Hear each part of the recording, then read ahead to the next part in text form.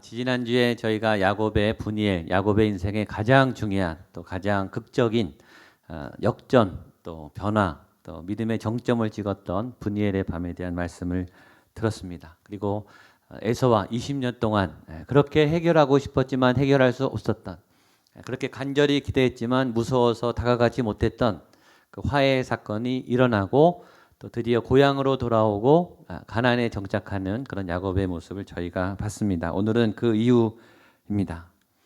그런데 분이엘의 밤을 넘은 다음에 야곱이 잘 살아야 되는데 오늘의 본문은 야곱의 가정에 일어난 비극을 다루고 있습니다. 어느 정도 잘 정착하고 있던 야곱의 가정에 그 딸이 성폭행을 당하는, 다른 이방 족속에게 성적으로 큰 피해를 입는 그런 비극적인 사건이 일어났습니다. 에서와 극적인 해결이 잘 이루어져서 이제는 좀 잘 됐다, 괜찮나 보다 했는데 예기치 않은 영역에서 사고가 터졌습니다. 우리의 삶은 늘 이렇죠. 전혀 예기치 않은 영역에서 사고가 터집니다. 그리고 예기치 않은 시간에 사고가 터지고 또 우리가 감당할 수 없는, 또 절대 일어나서는 안 될, 일어나면 정말 안 될 일들이 일어난다는 것이죠.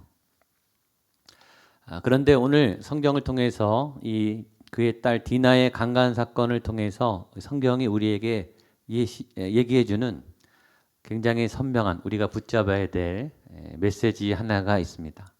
그 메시지는 세속화예요. 믿음의 사람의 변질이죠. 우리가 세상을 따라가는, 세상에 오염된 세상의 풍조와 그 흐름에 우리가 어느새 따라가고 있는 믿음의 변질, 교회의 세속화, 믿음의 세속화, 가정의 세속화, 자녀들의 타락, 아버지의 타락이 오늘 본문의 메시지의 핵심입니다. 그래서 오늘 우리는 생각해 봐야 돼요. 오늘 나의 믿음에 변질은 없는가? 오늘 내 믿음과 이 예배는 정말 순수한가? 하나님 보시기에, 사람이 보기에가 아니에요. 교회에서 보기가 아니라 이곳에 계신 하나님, 정확하시고 신실하시고 흠이 없으신 지혜의 왕이신 하나님 보시기에 이 나의 예배와 나의 믿음은 정말 깨끗하고 온전하고 순수한가? 이것이 오늘 메시지의 핵심입니다. 우리의 세속화가 무서운 이유는 신앙생활 중에 일어나기 때문입니다.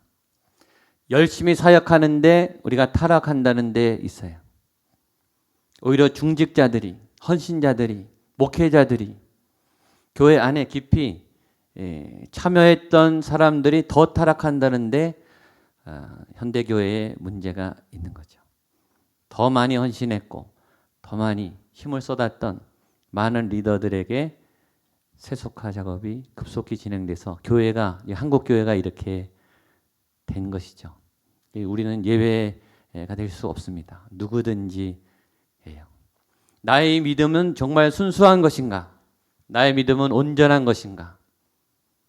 교회 문화가 좋아서 오는 것은 아닌가? 교회 사역이 좋아서 오는 것은 아닌가? 교회에서 만난 사람들이 좋아서 오는 것은 아닌가?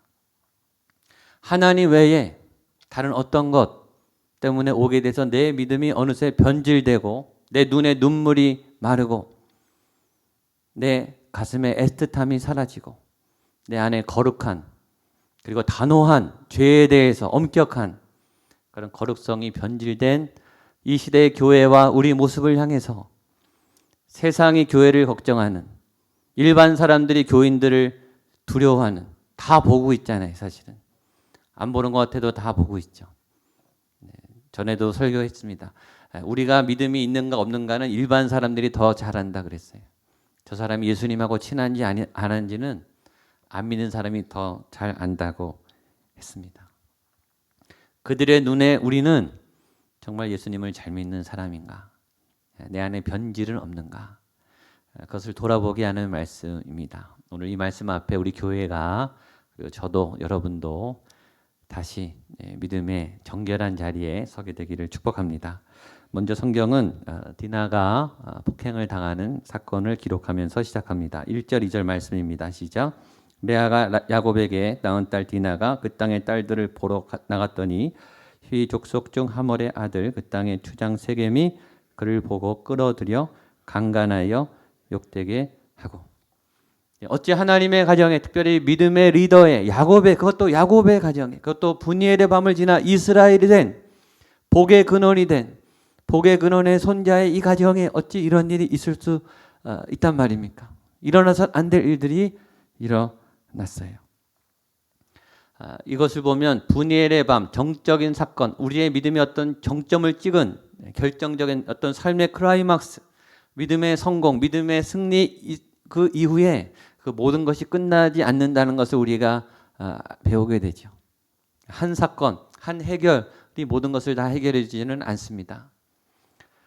특별히 믿음의 성공, 또 믿음의 승리 이후에 우리는 넘어질 수 있는 공격이, 이 시간적으로 보면 분이엘 사건 이후에 디나의 강간 사건이 생겼다는 것이 우리에게 메시지의 하나이죠. 기독교 역사를 보면 기독교의 큰 부흥, 또 영적인 어떤 굉장히 폭발적인 부흥이 있은 다음에 반드시 타락이 왔어요. 그것이 2000년 기독교 역사가 우리에게 보여주는 것 중에 하나입니다. 사도 바울이 전도여행을 하면서 드디어 로마에 들어갔어요. 그리고 로마에 복음을 던졌고 그가 죽은 지 300년 지난 다음에 드디어 로마가 국교가 됐어요. 로마의 국교가 기독교가 됐어요. 로마가 제도적으로 기독교를 인정하고 전 국민이 또 전 세계가 기독교를 믿도록 공인했어요. 그리고 그때부터 중세 타락이 시작했죠. 교회의 암흑기는 그때 시작했습니다. 다윗이 골리앗을 이길 때 얼마나 순수했어요. 그리고 이스라엘 왕이 돼서 파죽지세로 전 영역을 정복해 갔습니다. 가는 곳마다 하나님이 이기게 하셨고 골리앗을 블레셋들을 물리쳤어요. 그리고 가장 안정된, 지금도 이스라엘 사람들이 부러워하는 통일 왕국, 가장 많은 영토에 가장 평화와 번영이 있었던 통일 왕국을 다윗이 이루었어요. 그리고 그의 왕권의 최절정기, 가장 평안했던 바로 그 순간에 밧세바 사건이 일어났어요. 가장 왕권이 강했을 때, 가장 나라가 평안해서 다윗은 이제 전쟁하지 않아도 될 바로 그 시기에 벌어졌던 사건입니다. 솔로몬은 또 얼마나 믿음이 좋았습니까? 1000번제를 드렸어요. 1000번 예배 드리는 건 결코 쉬운 게 아니에요. 예배 드릴 때마다 수천 마리의 이 제물들이 희생이 됐어요. 그렇게 1000번입니다. 매일. 그리고 하나님은 감동해서 그에게 지혜를 주셨어요. 지혜를 구하는 그에게 부귀영화도 주셨어요. 그리고 그 성전에, 솔로몬의 성전에 하나님의 임재와 영광의 구름이 가득했어요. 그리고 그 다음부터 솔로몬은 타락했죠. 이방 여인들을 들어오면서 우상 숭배를 시작했습니다. 믿음의 사람들, 믿음의 탑 리더들도 이랬어요. 여러분, 믿음의 선조들이 그랬다면 우리도 예외는 아닌 거예요. 이상하게 우리의 죄성이 하나님을 만나서 영적으로 이게 다 녹아내려야 되는데 또 어느새 살아서 우리가 죽는 날까지 우리를 괴롭히고 미혹해요. 특별히 죄성이 우리가 성공한 다음에, 자리를 잡은 다음에 힘을 얻게 되면 이 힘을 쓰고 싶은 미혹이 생겨요. 죄를 그동안 안 짓잖아요. 그러면 내가 너무 죄를 안 졌구나. 죄를 좀 져야 되겠다. 이런 마음이 들어서 이게 느슨해져요. 이것이 우리의 태도죠. 이것이 우리의 믿음의 이 굴곡입니다. 그래서 고린도전서에서 우리에게 이렇게 얘기합니다. 같이 한번 읽어보겠습니다. 고린도전서 10장 12절 시작. 그런즉 선줄로 생각하는 자는 넘어질까? 한 번 더 읽겠습니다. 시작. 그런즉 선줄로 생각하는 자는 넘어질까 조심하라. 아멘. 분이엘의 밤도 좋아요. 우리의 목표와 완성도 좋아요. 부흥도 좋지만 그러나 그 다음을 더 조심하셔야 돼요. 그래서 기도를 멈추면 안 되고 말씀을 놓치면 안 돼요. 우리의 영성이 늘 살아 계셔야 됩니다. 그 커다란 인생의 고비를 드디어 에서라고 하는 본인이 뛰어넘을 수 없는 큰 벽을 넘은 다음에 야곱의 가정에는 큰 위기가 찾아와요. 여러분, 야곱이 에서를 뛰어넘는 사건과 야곱이 디나와 아들들을 가르치는 사건은 별개예요. 인생에는 다양한 장르가 있죠. 한 가지 문제가 해결됐다고 다 해결되는 게 아니죠. 에서와의 문제는 형제의 문제, 야심의 문제, 개인적인 성공과 또 상처의 회복, 화해의 문제예요. 근데 그것하고 딸을 잘 양육하는 거, 자녀를 잘 양육하는 거, 이거는 별개의 문제죠. 직장 생활을 잘 하는 것과 남편으로서의 역할을 하는 것, 아버지로서의 역할을 하는 것, 엄마의 역할을 하는 것, 이건 달라요. 교회에서 사역을 잘하는 것과 엄마의 역할, 아버지의 역할, 남편의 역할, 아들의 역할 하는 것은 별개의 문제입니다. 결코 삶이 단순하지 않고 한 번에 다 해결되지 않아요. 우리는 계속 연단받고 계속 겸손하게 배워야 되는 그런 미완의 존재입니다. 딸을 보겠습니다. 디나를 보겠어요. 오늘 디나를 보면 당한 사람이 피해자예요. 그러나 오늘 성경을 이 원어적으로 해석하면 디나가 약간 그 잘못한 원인 제공을 한 사람으로 성경은 묘사합니다. 한번 읽겠습니다. 1절입니다. 시작.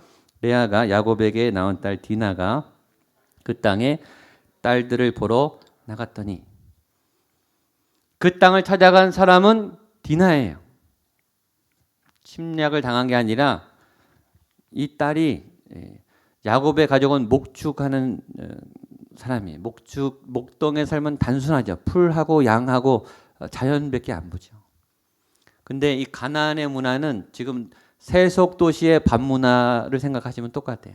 지금과 비슷한 향락과 태폐와 쾌락과 즐거움이 있는 이 순박한 시골 소녀가 전혀 경험하지 못했던 맛있는 것과 멋있는 것과 술과 파티와 쾌락이 있는 그 도시에 디나가 찾아갔다는 거예요.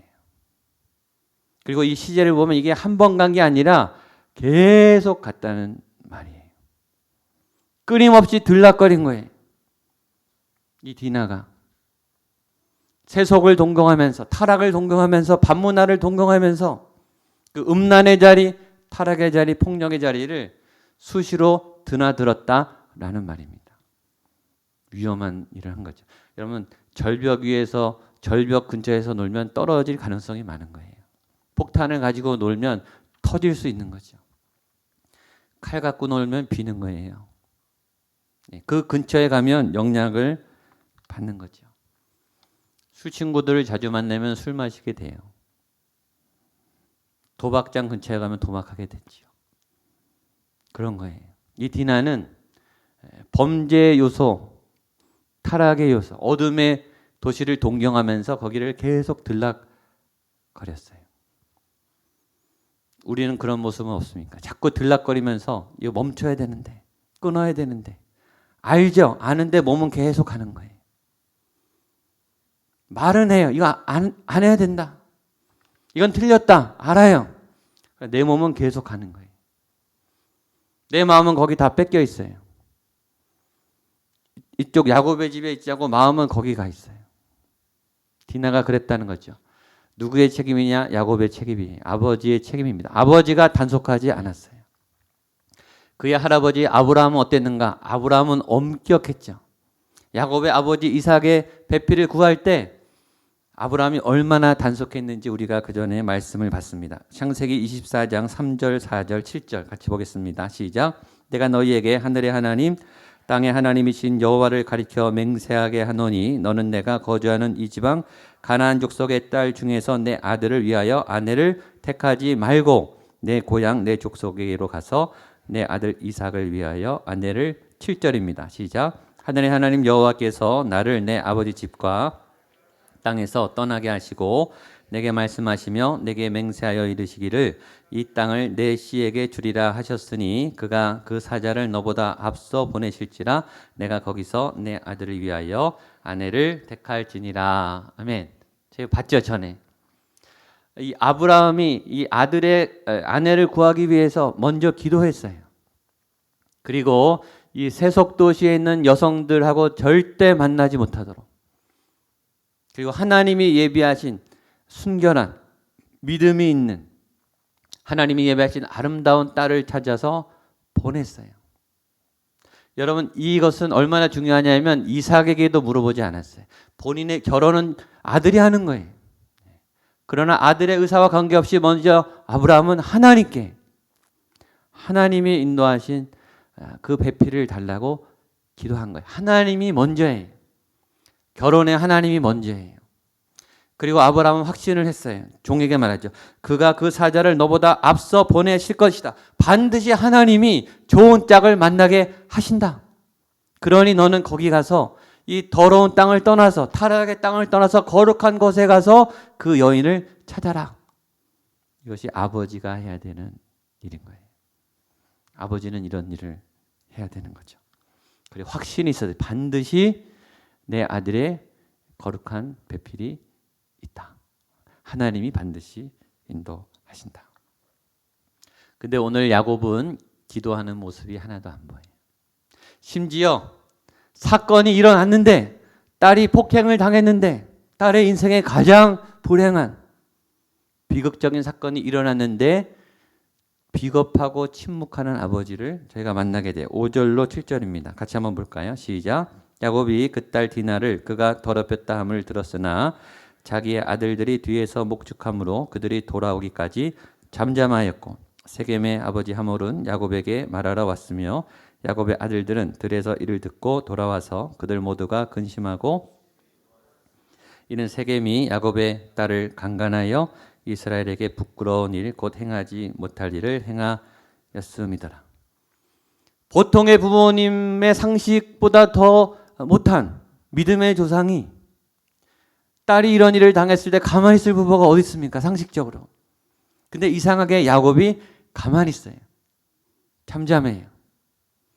근데 야곱이 이번 일만 이런 게 아니라 앞으로 보겠지만 요셉이 잡혀가고 요셉이 죽었는데도 가만히 있어요. 참 이상해요. 야곱이요, 사업이 얼마나 잘하는 사람입니까? 얼마나 똑똑해요. 사회적 능력, 생존 능력, 꾀가 얼마나 많은 사람이에요. 근데 이상하게 자녀의 문제에 관한 한, 가족의 문제에 관한 한 침묵해. 그리고 아무 책임도 지려고 하지 않아요. 뒤로 빠져요. 이 관계가 굉장히 약한 사람이에요. 에서의 문제에서도 도망갔죠. 지금 디나 자신의 딸의 문제 앞에서 그는 침묵합니다. 뭔가 무책임한, 지금 아버지가 나셔서 뭔가 중재하고 해결하면서 이걸 영적으로 하나님 앞에 해결해야 될 사람은 아버지거든요. 아버지는 말하지 않아요. 왜 그는 말하지 않았을까? 야곱이 이 가족에 이런 일을 당했을 때 이 큰 일이 생겼는데 여러분 아버지는 왜 침묵했을까요? 저는 설교 원고에 이렇게 썼습니다. 머리 굴리느라고. 뭐 생각을 했겠죠. 근데 생각을 뭔가 계산한 거예요. 지금 가나안 땅에서 살아야 되는데 복수를 하면 어떻게 되고 이게 이해관계가 어떻게 되고 우리가 어떻게 되고 이걸 막 생각한 거예요. 화가 났겠죠. 대책은 뭔가를 세워야 되겠죠. 다 고민합니다. 고민하는 건 당연해요. 그러나 야곱은 끝까지 고민만 하고 아무 대책을 세우지 않았다는 거예요. 이것이 야곱의 잘못이에요. 고민은 하겠죠. 잠이 오지 않았을 거예요. 너무나 힘들었을 거예요. 그러나 그냥 아무 입도 열지 않고 아무 대책을 세우지 않아요. 그러니까 무슨 일이 일어나는가? 철들지 않은 두 아들이 날뛰게 되는 거예요. 이게요, 사건이 하나가 잘못 터지면 수습을 안 하면 더 큰 사건이 막 터지는 거예요. 이게 다 누구 책임이냐? 아버지 책임이에요. 아버지가 질서를 잡지 않고 기도하지 않고 자녀들을 믿음으로 세우지 않으면 큰 사건이 터졌는데 더 큰 사건이 막 터지는 거예요. 오히려 이 반대, 그 폭행을 했던 남자 쪽의 아버지가 찾아와서 수습을 해요. 이런 어이없는 일이 생겼어요. 11절 12절입니다. 시작. 세겜도 디나의 아버지와 그의 남자 형제들에게 이르되 나로 너희에게 은혜를 입게 하라. 너희가 내게 말하는 것은 다 내가 다 주리니 이 소녀만 내게 주어 아내가 되게 하라. 아무리 큰 혼수와 예물을 청할지라도 너희가 내게 말한 대로 주리라. 오히려 먼저 수습을 했던 사람은 그 남자의 아버지예요. 세상의 아버지가 먼저 더 아들의 잘못을 책망하면서 수습하려고 찾아온 거예요. 믿음의 아버지는 도망가고 있는데 세상의 아버지가 쏘리를 해요. 미안하다. 우리 아들이 실수했다. 그러니 어떡하나? 결혼시키자. 대신 우리가 많은 예물로 보상하겠다라고 굉장히 구체적인, 그리고 이 사태를 해결하려고 하는 뭔가 적극적인 태도를 보인단 말이죠. 믿음의 사람들은 무책임하고 뒤로 빼고 있는데, 여러분, 우리가 은혜라는 이름으로, 사역이라는 이름으로, 하나님이라는 이름으로 책임을 굉장히 회피하는 영역이 많아요. 교회 안에 교인들이. 인터넷에 보니까 이런 예화가 하나 있더라고요. 아버지와 아들이 아침을 먹고 있었어요. 아침 식탁에서 먹고 있었는데 이제 우유와 빵을 먹고 있었어요. 근데 아들이 이렇게 잘못 툭 쳐서 이 우유를 엎질렀대요.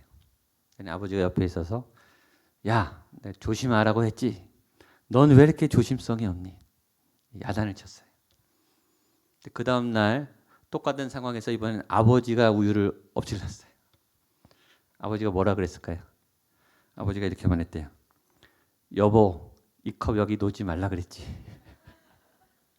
자기가 엎질러 놓고, 아들 잘못하면 아들 야단치고, 자기 잘못하면 아내 야단치고, 아버지는 싹 빠지죠.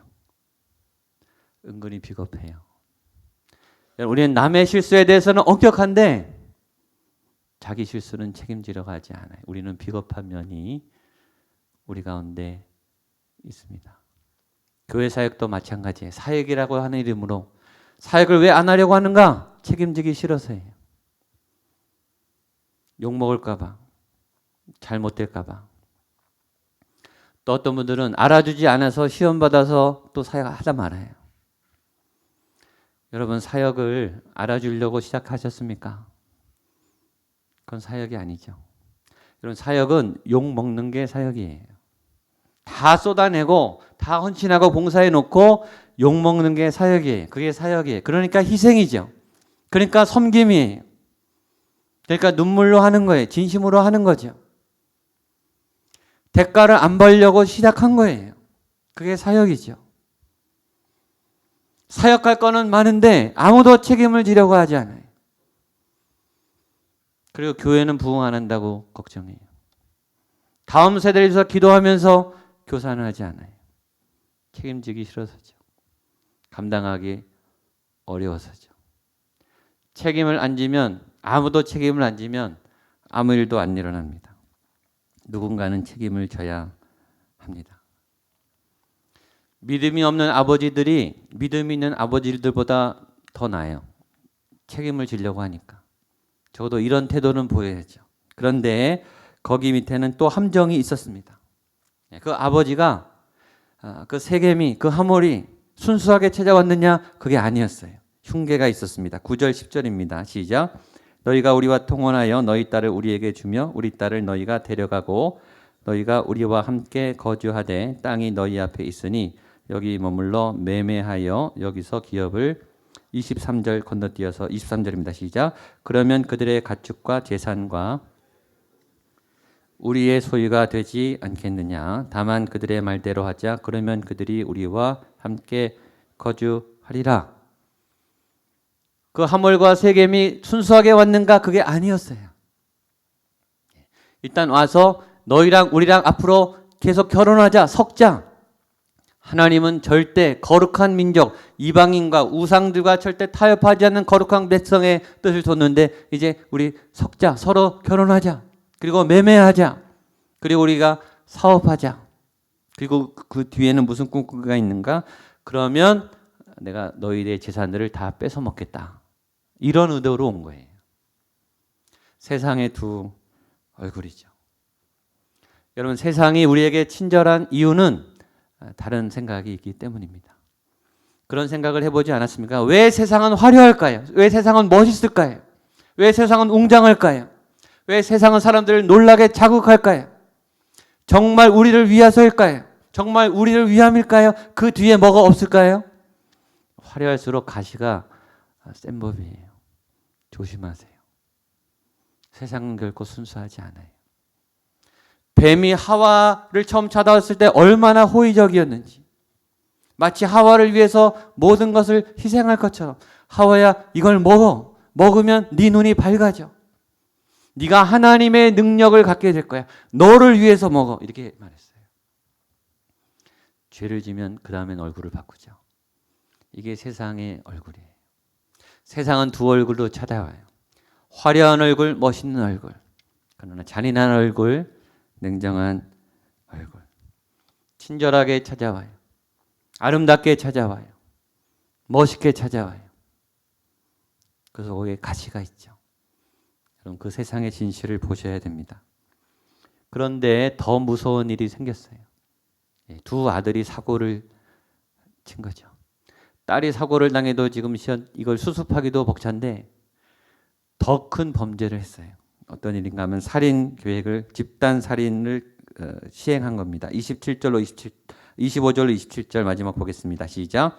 제3일에 아직 그들이 아파할 때에 야곱의 두 아들 디나의 오라버니 시므온과 레위가 각기 칼을 가지고 가서 몰래 그 성읍을 기습하여 그 모든 남자를 죽이고 칼로 하물과 그의 아들 세겜을 죽이고 디나를 세겜의 집에서 데려오고 야곱의 여러 아들이 그 시체 있는 성읍으로 가서 노략하였으니 이는 그들이 그들의 노이를 더럽힌 까닭이라. 여러분 다윗은요 꼭 전쟁을 하기 전에 하나님께 늘 물어봤어요. 하나님 내가 가도 되겠습니까? 내가 이들을 치리일까? 하나님의 응답을 듣고 움직였어요. 이게 하나님의 사람이에요. 여기 어떤 기도가 나옵니까? 어떤 응답이 있습니까? 어떤 응답도 없어요. 어떤 기도도 없어요. 분노의 복수, 자극적인 복수, 잔인한 복수. 결혼 조건으로 할례를 요구합니다. 너희 족속이 다 할례하면 우리가 딸을 주겠다. 거짓말이죠. 첫 번째 거짓말을 했어요. 두 번째는 이 할례의 고통이 있는 그 절정의 시기에 그 모든 남자들을 다 죽였어요. 살인을 저질렀어요. 집단 살인을 저질렀죠. 그러나 마지막 죄가 더 큽니다. 마지막 죄는 하나님의 거룩한 걸 더럽힌 죄예요. 이들이 살인 음모로 사용한 그 도구는 할례예요. 할례는 뭐냐면 하나님의 거룩한 백성이 되게 하는 성별의 예식이 할례죠. 남자의 표피를 베어서 내가 하나님의 백성입니다. 내가 이방인들과 같지 않은 우상을 섬기지 않는 하나님의 백성입니다. 거룩과 성결의 상징이 할례예요. 근데 그 할례 예식을 살인과 복수국의 도구로 사용해요. 이거는요. 세상 사람도 이렇게는 안 해요. 일반 사람도 이렇게 안 한다고요. 이건 더 끔찍한 영적 범죄예요. 하나님을 능멸하는, 하나님의 거룩을 짓밟는 가장 처참한 죄이죠. 하나님의 중심에 서지 않으면 이런 일을 당하게 돼요. 여러분, 우리의 복수심을 하나님으로 이용하고 있지는 않습니까? 우리 야심을 하나님의 거룩을 이용하는 데 사용하고 있지 않습니까? 하나님이 내게 유익을 주기 때문에 하나님을 도구 삼아서 하나님의 이름으로 내 복수를 행하고 하나님의 이름으로 내 사업을 이루고 하나님의 이름으로 내 사역을 만족하게 하려고 하는 그런 마음은 우리 가운데 없습니까? 이게 세속과의 끝이에요. 일반 사람들보다 더 지극히 악랄한 교회 안에서 하나님의 이름으로 피를 부르는 끔찍한 일이 지금 현대교회에 일어나고 있지 않습니까? 우리의 삶에, 우리의 사역에 일어나고 있지 않습니까? 사역자들이 더 타락하기 쉽습니다. 교회는요, 빈틈이 많아요. 교회는요, 속이기 굉장히 쉬워요. 하나님이 보고 계시거든요. 교회에서는 잘못해도 용서를 잘 해줍니다.